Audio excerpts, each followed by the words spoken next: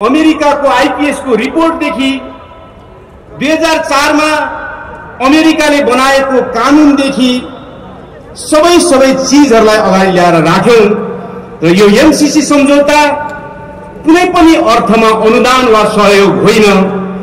यो नेपाली समाजलाई लुट्नका निम्ति नेपालको जलविद्युतलाई बहुदेशीय कम्पनी बहुराष्ट्रिय कम्पनीहरुको हातमा पुर्याउनका निम्ति नेपाली समाजलाई नवौपनिवेशिक साङ्लोमा फेरि नराम्रोसँग झनभन्दा झन साम्राज्यवादीहरूले कस्नका निम्ति र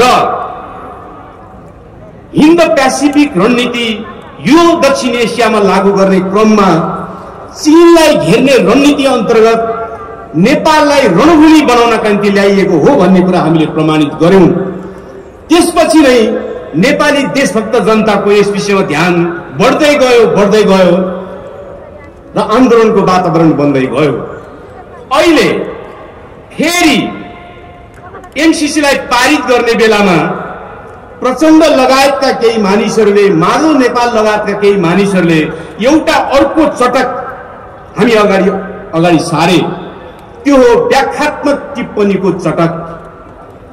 त्यो व्याख्यात्मक टिप्पणीको चटक मैले किन गरे भनेर पत्रकार सम्मेलनमा भन्ने बेलामा प्रचण्डले भने म त 1.5-2 साल अगाडि नै सामान्य संकल्प प्रस्ताव राखेर पास गर्ने पक्षमा थिए, तर केपी ओलीले मानेनन्, नत्र त्यति बेलै भइसक्थ्यो। पछि मात्रै उनले नमानेपछि गिजो लिएको हो र म यो व्याख्यात्मक घोषणामा आइपुगेको हो। र उनले एउटा ठूलो झुट त्यति धेरै पत्रकारहरूको अगाडि बोले कि भियना कन्भेन्सन 1969 को भियना कन्भेन्सनमा यो व्यवस्था छ कि कुनै एउटा देशले आफू खुसी व्याख्यात्मक टिप्पणी राख्यो भने त्यो अन्तर्राष्ट्रिय कानून सरह नै मानिन्छ भनेर लेखिएको छ भनेर एउटा ठूलो झुट बोले। म नेपालका वकिल साथीहरू, नेपालका कानूनका विद्वान साथीहरू खुलेर यसको विषयमा बोल्दिनका निम्ति म अनुरोध गर्न चाहन्छु कि भियना कन्भेन्सनको कुनै पनि टिपोटमा, कुनै पनि बुदामा, कुनै पनि प्रोटोकलमा त्यो व्यवस्था छैन। किनकि आज गुगलमा एक क्लिक गर्ने बित्तिकै भियना कन्भेन्सनका सबै बुदाहरू आइपुग्छन्। त्यो कुनै ढाँटेर घाटिने कुरा होइन। त्यति नाङ्गो कुरा पनि उनले डरलाग्दो गरी ढाँट्न सम्भव भयो। र उनले अर्को कुरा पनि भने, जबकि हामी सबैलाई थाहा छ भियना कन्भेन्सन अन्तर्राष्ट्रिय सन्धिहरू बारेको कन्भेन्सन हो। त्यसमा अमेरिकाको कांग्रेसले पास पनि गरेको छैन त्यो भियना कन्भेन्सनलाई कि अमेरिकाले लागू गर्न बाध्य छैन। अर्को कुरा, केही बुद्धिजीवीहरूलाई प्रयोग गरेर टेलिभिजनको पर्दामा भनाइदैछ कि भियना कन्भेन्सनमा त्यो बुदा नभए पनि संयुक्त राष्ट्र संघको एउटा कानून आयोग छ 2011 को आसपासमा त्यसले एउटा व्याख्या गरेको छ कि सन्धिको साथसाथमा त्यस्ता घोषणाहरू राखिन्छन् भने त्यसलाई सन्धिको अंग बनाइन्छ। तर संयुक्त राष्ट्र संघको कानून आयोग संयुक्त राष्ट्र संघको सम्पूर्ण महासभा होइन। कानून आयोग भनेको त्यो सुझाव गर्नका निम्ति गठन गरिएको हो र त्यो कानून आयोगको त्यो सिफारिसमा के छ भने दुईटै पक्षले सहमति जनाएका चिठी पत्रहरूलाई मात्रै सन्धिको अंग मान्न सकिन्छ भनेर व्याख्या गरेको छ। त्यो कुनै महासभाको निर्णय होइन, त्यो संयुक्त राष्ट्र संघ अन्तर्गतको कानूनी सल्लाहको निम्ति गठन गरिएको कानून आयोगको विवेचना हो, व्याख्या हो। त्यो कुनै सन्धि सरहको मान्यता नै होइन। त्यो कुरालाई ल्याएर पनि व्याख्यात्मक घोषणाले चाहिँ अब एमसीसीमा भएका गलत कुराहरू सबै चाहिँ देशको पक्षमा भयो भनेर जो एउटा चटक गर्न खोजिएको छ त्यसको हामीले तीव्रतापूर्वक सैद्धान्तिक रूपमा, व्यवहारिक रूपमा र प्रमाण अगाडि सारेर त्यसको खण्डन गरिँदैछ। एमसीसी कुनै हालतमा संशोधित भएको छैन। व्याख्यात्मक टिप्पणीले त्यसलाई कुनै फरक पारेको छैन। त्यसका राष्ट्रघाती बुदाहरू, त्यसका देशघाती बुदाहरू र नेपाली समाजको अस्तित्वलाई लुट्ने, नेपाललाई शक्ति राष्ट्रहरूको रणमैदान बनाउने, त्यसको घाम नहाल्ने र नेपालको जलविद्युतलाई बहुराष्ट्रिय कम्पनीको हातमा सुम्पिने जो घातक बुदाहरू त्यसमा छन् त्यसमा केही पनि फरक परेको छैन। त्यसकारणले यो पहिलो कुरालाई हामीले दृढतापूर्वक नेपालका देशभक्तहरू र क्रान्तिकारी जनताले अगाडि लिएर जानु परेको छ।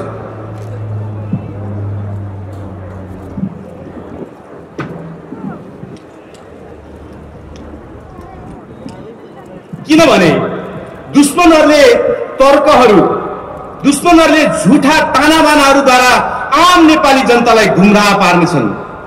जब जब उनीहरूले तर्कहरूद्वारा गुमराह पार्न खोज्दछन् त्यसलाई नकाटिकन र समाजको पीरसम्म त्यसलाई स्पष्ट नपारिकन दुश्मनहरूप्रति घृणा पैदा हुँदैन, राष्ट्रघातीहरूप्रति घृणा पैदा हुँदैन भने त्यसको विरुद्ध राष्ट्रिय मुक्ति आन्दोलन लड्न सकिँदैन। घृणा नभइकन, घृणाहरूको सम्मेलन नभइकन दुश्मनसँग लड्न सकिँदैन। त्यसको निम्ति मैले पहिलो कुरा यही भने कि उनीहरूले जो व्याख्यात्मक घोषणाद्वारा यो सच्चाइ हो भनेर जुन चटक गरेका छन् त्यो चटकलाई हामीले चिरफार गर्दै अगाडि बढ्नु जरुरी छ। दोस्रो कुरा, यो एमसीसी को प्रकरणले राष्ट्रघाती काम मात्रै गरेको छैन कि यसले दोस्रो काम पनि गरेको छ। त्यो हो हाम्रो देशमा जस्तो प्रकारको दलाल संसदवादी पुँजीवादी व्यवस्था स्थापना भएको छ त्यो संसदीय व्यवस्था र संसदीय राजनीतिबाट देशभक्तिपूर्ण कुनै अडानलाई अन्तिम रूप दिन सकिँदो रहेनछ, राष्ट्रघाती सन्धि सम्झौतालाई रोक्न सकिँदो रहेनछ। त्यो व्यवस्था र संसदवादी राजनीति पुरै यसको विषयमा असफल हुँदो रहेछ भन्ने कुरा प्रमाणित भएको छ। यसको यो प्रमाण, यो कुरा दिनको घाममै छर्लङ्ग भएको छ। किनकि संसदमा त्यसलाई लगियो, संसदमा त्यो लानुपर्ने विषय हो कि होइन भन्ने कुरा छलफल नै भएन। किनकि विदेशीहरूले अनुदानको नाममा वा सहयोगको नाममा वा कुनै पनि नाममा दिने रकम संसदमा लाने चलन नै थिएन। लानुपर्ने चिज हो कि होइन कतै बहस नै भएन। एमसीसी यहाँ मात्रै लागू भएको कुरा होइन, संसारका 43वटा भन्दा बढी देशहरूमा एमसीसी का नङ्ग्राहरू पुगेका छन्। कुनै देशमा संसदमा लगिएको छ, कुनै देशमा संसदमा लगिएको छैन, लानुपर्ने कुनै जरुरी नै छैन। त्यो विषयमा नै बहस भएन। यो कस्तो राजनीतिक व्यवस्था हो? प्राकृतिक स्रोत साधनमाथिको नाङ्गो हस्तक्षेपसँग सम्बन्धित छ एमसीसी। संविधानको धाराले भन्दछ, 269 को धाराले भन्दछ कि प्राकृतिक स्रोत साधन अनुसारका विषयहरूमा सामान्य बहुमतले पुग्दैन भन्दछ। तर सामान्य बहुमत चाहिने कि नचाहिने कुनै बहस नै भएन, कुनै बहस भएन। संसद अवरोध भएको बेलामा कुनै प्रस्ताव पारित गर्नै मिल्दैन। मान्छेहरू नारा लगाइरहेका छन्, त्यहाँ पारित भयो भनेर भनिरहेका छन्। कति हात उठे थाहा छैन, कति थाहा छैन। ध्वनि मतको आधारमा पास भयो भनिएको छ, हल्ला गरिएको छ। यसबाट यही त प्रश्न हुन्छ कि उत्पीडित राष्ट्रहरूको हकमा, हाम्रो देश जस्तो देशको हकमा संसदीय व्यवस्था र संसदीय प्रणालीले हाम्रो देशको राष्ट्रियताको पक्षमा लड्न सक्दो रहेनछ भन्ने कुरा प्रमाणित हुन्छ। यहाँभन्दा बढी ठुलो कुनै प्रमाण जरुरी छैन। अब जहाँसम्म आयो संसदवादी राजनीतिको कुरा, संसदवादी पार्टीभित्रका भीम रावलहरू, छलनाथ खनालहरू, नारायण काजी श्रेष्ठ र गिरिराजमणि पोखरेलहरू केही लडेको जस्तो गरे, केही बोलेको जस्तो गरे। मैले सुनेको थियो यो सभामा आउनका निम्ति आयोजक पार्टीहरूले अनुरोध पनि गर्नुभयो, उहाँहरूलाई अपिल पनि गर्नुभयो। तर उहाँहरूका स्वकीय सचिवालयहरूले फेसबुकमा वक्तव्य जारी गरे। देशभक्तहरू दुश्मनको किल्लाभित्र समेत मर्न तयार हुन्छन् भने तपाईहरुलाई यो क्रान्तिकारीहरूको, यो देशभक्तहरूको सभामा आएर बोल्न केले रोकेको हो? केले रोकेको? फगत यति मात्रै हो कि तपाईहरुले गर्दै आएको संसदवादी राजनीतिले रोकेको हो? तपाईहरुलाई त्यो पार्टीभित्र टिकट पाइदैन कि भन्ने चिन्ता भयो? त्यो पार्टीभित्रको आफ्नो त्यो पार्टीलाई चन्दा दिने दलाल पुँजीपतिहरूले चुनावमा पैसा दिँदैनन् कि भन्ने चिन्ता हो? हामीसँग बस्यो भने हाम्रो अलिकति न्यानो तपाईहरुलाई सर्छ भन्ने चिन्ता हो? यहाँभन्दा बढी तपाईहरुलाई के भयो? त्यो संसदवादी राजनीतिभित्र बसेर तपाईले जतिसुकै एमसीसी का बुदाहरूको टेलिभिजनमा पत्रिकामा चर्चा गरे पनि के त्यहाँ सुनवाई भयो? के सुनवाई हुन सम्भव छ? छैन। म ती संसदवादी पार्टीभित्र बसेर देशभक्तिपूर्ण अडान राख्ने र अहिलेसम्म लड्ने र लडेको जस्तो गर्ने ती सबै साथीहरूलाई संसदवादी राजनीतिबारे पुनर्विचार गर्नुहोस् भन्ने म सुझाव दिन चाहन्छु। किनकि आजको दुनियाँमा दलाल पुँजीवादी शासन, दलाल पुँजीवादी संसदवादी राजनीति पनि गर्ने र देशभक्त पनि भइरहने असम्भव कुरा हो। त्यो दुईटै सँगसँगै अब जान सक्दैनन्। त्यो दुईटै सँगसँगै अब जान सक्दैनन्। यो दोस्रो विश्वयुद्ध भन्दा अगाडिको जमाना होइन, नरोत्तम सिंहानुको जमाना होइन। आज देशको रक्षा गर्ने देशभक्तिपूर्ण भावना र क्रान्तिकारी राजनीति एक ठाउँमा आयो भने मात्रै सम्भव छ। संसदवादी पुँजीवादी राजनीति र देशभक्तिपूर्ण अडान एक ठाउँमा बस्न सम्भव छैन। म भीम रावलजीहरूलाई त धेरै भन्न चाहन्न। माधव नेपालजीहरूको के कुरा गर्ने, राष्ट्रघातमा महाकालीमा मुछिएकै हुन्। केपी ओलीहरूको के कुरा गर्ने, ती चटक देखाउने काम बाहेक केही पनि गरिरहेका छैनन्। म एकपटक नारायण काजी र गिरिराज बर्मी पोखरेलहरूलाई भन्न चाहन्छु, पञ्चायत कालदेखि आफू मर्दाखेरि लास समेत देशभित्र भित्राउन नदिएका मधेसका होनहार योद्धा जयगोविन्द शाहको रगत र पसिनाले बनाएको त्यो पार्टी, त्यो जनमत, निर्मल लामाहरूले बनाएको रगत पसिनाले बनाएको त्यो पार्टी, त्यो जनमत, दिवाकर भुषालहरूले बनाएको त्यो पार्टी, त्यो जनमत, तपाईहरुले संसदीय स्वार्थका निम्ति केपी ओलीको पाउमा नेकपा बनाएर बुझाउनु भयो। त्यो अपराधको हिसाब ती जनताले गर्न बाँकी छ। अब एउटा तपाईहरुसँग चान्स बाँकी छ, समय बाँकी छ कि तपाईहरुको एउटा अन्तिम प्राण तत्त्वको रूपमा बाँकी रहेको राष्ट्रिय स्वाधीनताको मुद्दा जो तपाईहरु लगातार फलाक्दै आउनु भएको थियो, यसपल्ट माओवादी केन्द्रले गरेको राष्ट्रघातसँग तपाईहरुले सम्बन्ध विच्छेद गर्नु भएन भने तपाईहरुको त्यो प्राण तत्त्व पनि सकिनेछ र तपाई कतैको निम्ति, कुनै देशभक्तको निम्ति, कुनै जमातको निम्ति लायक हुनुहुने छैन। समयमै सोच्नुस्, संसदवादी पार्टीभित्र देशभक्ति पुराण अडान राख्दै आउनुभएका, राखे जस्तो गर्दै आउनुभएका सबै मित्रहरूले सोच्नुस्, किन राष्ट्रघात माटोको सवाल हो। यो कुनै पार्टीको, कुनै बापको, कुनै राजनीतिक मुद्दाको छिनाझपटीको मात्रै सवाल होइन। यो माटोको मुद्दामा पनि जो अगाडि आउन सक्दैन त्यसलाई राष्ट्रले कहिले माफ गर्न सक्दैन। दोस्रो कुरा यो प्रमाणित भएको छ, मैले भने। तेस्रो कुरा थुप्रैलाई लागेको छ। अघि अस्ति बानेश्वरमा पुलिससँग लड्दै एमसीसी पारित भयो भन्ने खबर बाहिर आएपछि केही साथीहरू अलि निराश मुद्रामा घर फर्किनुतिर लागेको मैले देखेँ। धेरैलाई लाग्यो कि यो पास भइहाल्यो, अब सकिहाल्यो, अब के हुन्छ, अब लडेर के हुन्छ। कुरा त्यस्तो छैन। यहाँका सञ्चार माध्यमहरूले, यहाँका विद्वान भनिने मानिसहरूले बहुराष्ट्रिय कम्पनी र आइएनजीओहरूद्वारा पालित पोषित कथित बौद्धिकहरूले सूचनाहरू लुकाएका छन् भनेका छैनन्, तर क्रान्तिकारीहरूले ती सूचनाहरू अगाडि राख्नु जरुरी छ। कैयौं देशहरूमा जहाँ एमसीसी लागू भएर थुप्रै जग्गा अधिग्रहण भएर थुप्रै कुरा भइसकेपछि पनि त्यहाँका जनताले जब बुझे, त्यहाँको सेनाले जब बुझ्यो, त्यहाँको प्रहरीले जब बुझ्यो, ती देशहरूमा विद्रोह भएका छन् र एमसीसी लखेटिएको छ। मादागास्करको मात्रै एउटा सानो अफ्रिका नजिकको एउटा टापु देश जसको आधा भन्दा बढी जमिन एमसीसीले अधिग्रहण गर्यो र आधा जमिन कोरियाको डेउ भन्ने बहुराष्ट्रिय कम्पनीलाई जमिन दियो। त्यसको विरुद्धमा त्यहाँको सेनाले साथ दियो, त्यसको विरुद्धमा त्यहाँको नगरपालिकाको मेयरले विद्रोह गरे, जनताले विद्रोह गरे, पुलिसले विद्रोह गरे, एमसीसी त्यहाँबाट भाग्न बाध्य भयो। इतिहास अमेरिकाले जितेको मात्रै छैन, इतिहास संसारभरि अमेरिकाले कुनै न कुनै ढङ्गले हारेको पनि छ। त्यो इतिहास हामीले अगाडि राख्छौँ। घानामा उनीहरूले पाइनएप्पल कब्जा गरे, भुइँ कटर कब्जा गरे। घानाको भुइँ कटर युरोपमा सबभन्दा मिठो मानेर त्यसको रस पिइने गरिन्थ्यो। त्यो भुइँ कटरमाथि कब्जा गर्नका निम्ति एमसीसी गयो र एमसीसीले बहुराष्ट्रिय कम्पनी अन्तर्गत भुइँ कटरलाई ल्याएर अहिले घानाको भुइँ कटरमाथि युरोपियन जुस कम्पनीहरूको कब्जा भएको छ र घानामा त्यसको विरुद्धमा एउटा लडाईँ चलिरहेको छ। मानिसहरू मङ्गोलियाको उदाहरण दिन्छन्। चीन नजिकै भएर पनि मङ्गोलियाले एमसीसी लिइरहेको छ। यो तथ्य लुकाउँछन् कि मङ्गोलियाले उत्तर एटलान्टिक सन्धि संगठन नाटोको सदस्यतामा आएको छ, ऊ अमेरिकाको पक्षमा लागेको छ, त्यसकारणले ऊ एमसीसी चलाइरहेको छ। अमेरिकाको साझेदार राष्ट्र बन्नका निम्ति निवेदन हालेको छ मङ्गोलियाले। त्यसकारणले गर्दा हामीले प्रश्न पार्नुपर्ने भएको छ प्रश्न पार्नुपर्ने भएको छ कि एमसीसी अहिले पारित हुने बित्तिकै जनताले पारित गर्यो भन्ने कुरा सत्य होइन।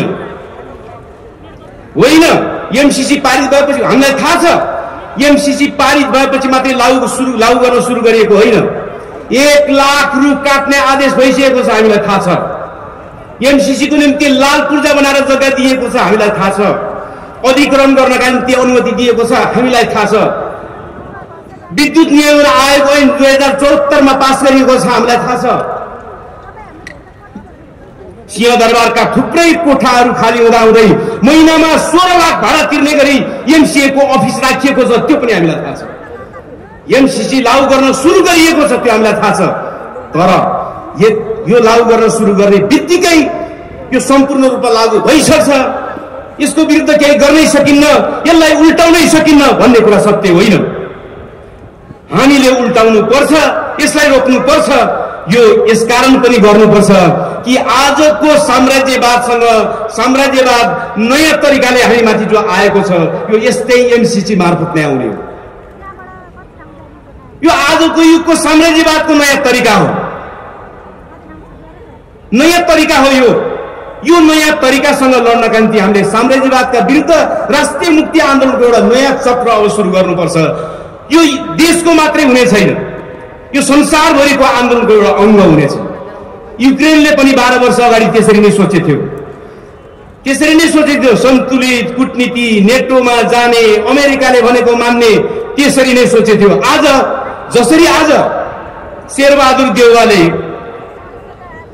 रुसको विरुद्ध वक्तव्य दिएका छन्, हाम्रो असंलग्न परराष्ट्र नीति भटाउन पारिदिएका छन्।